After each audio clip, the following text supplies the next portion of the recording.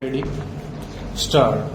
The government has not come forward with its mind made up, and it is really a great tragedy that this bill is one of the many instances of how much confusion there is in the thinking of the government vis-a-vis modern requirements of economic development. This is only one instance. There are many others. But this instance is a clear example of how much confusion there is in the government thinking about the basic requirements of industrial growth and economic growth, which can compensate for and which can really keep its pace with the economic development in other countries.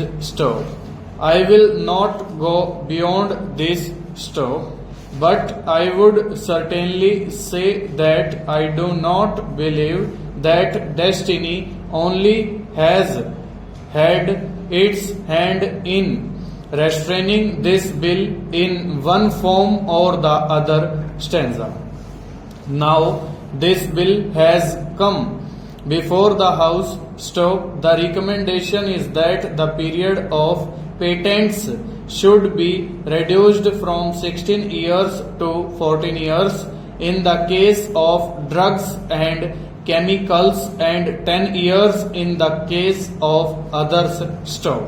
When we are discussing this matter, we should realize and accept our own limitations. I may just give one instance of the Pimpri factory, which is a public sector undertaking.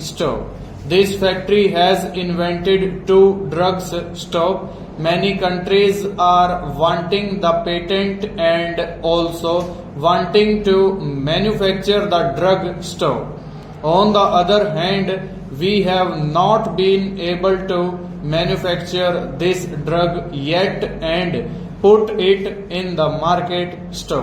For in practice, we have a very outdated system of marketing. Our distribution system is not up to date. In other countries, for instance, in a country like Japan or America, they spend millions of dollars on research, and the moment the research is completed, they apply every strength and tap all their resources into the drive to put that commodity in the market as soon as the investigation is found to be fruitful.